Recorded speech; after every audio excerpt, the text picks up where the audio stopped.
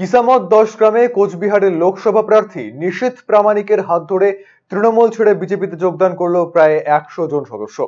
কিসামত 10 গ্রামের মোক্তারের বাড়ি উচ্চ বিদ্যালয়ের মাঠে আয়োজিত বিজেপির জনসংকল্প সভায় এই যোগদান কর্মসূচিতে বিভিন্ন বুথের 100 জন সদস্য তৃণমূল ছেড়ে বিজেপিতে যোগদান করেন। উপস্থিত ছিলেন কেন্দ্রীয় স্বরাষ্ট্র প্রতিমন্ত্রী তথা কোচবিহারের লোকসভা আসনের বিজেপি প্রার্থী নিশীথ প্রামাণিক, এছাড়াও তাপস দাস, সুকুমার বর্মন সহ অন্যান্য নেতৃত্ব।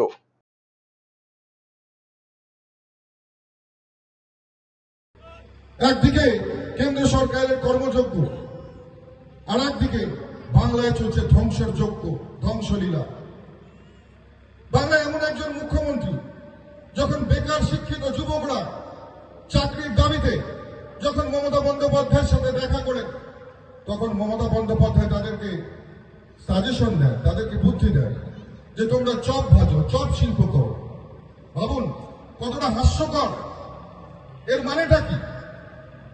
যারা শিক্ষিত যুবক তাদেরকেও যেমন অপমান করা, পাশাপাশি যে বাবা মা তাদের মাথার ঘাম পায়ে ফেলে কঠোর পরিশ্রম করে ছেলেকে শিক্ষিত করেছে তাদের, আর মন্ত্রী হয়ে শুধু ঠান্ডা ঘরে বসে থাকবার জন্য নয়, কর্মীদের যখন বিপদ হবে, কর্মীদের যখন দুঃসময় হবে, কর্মীদের যখন সমস্যা তৈরি হবে, সেটা সমস্যা সমাধানের জন্য প্রয়োজন হলে রাস্তায় নেমে আন্দোলন করা, এবং যারা এই ধরনের অত্যাচার আমাদের কর্মীদের উপর করে তাদের চোখে চোখ রেখে লড়াই করা, এটাই আমি শিখেছি এবং এটাই আমি করি, এটাই বিগত দিনে করে গিয়েছি।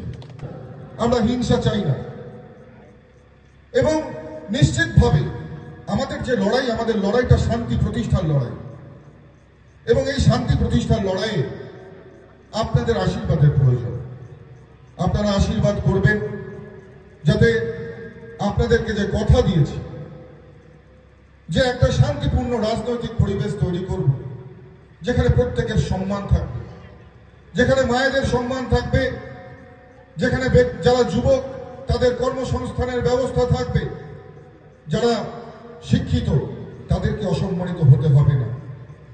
এই আশীর্বাদ আপনারা করবেন যাতে আমরা এই অঙ্গীকার আমরা অক্ষরে অক্ষরে পালন করতে পারি।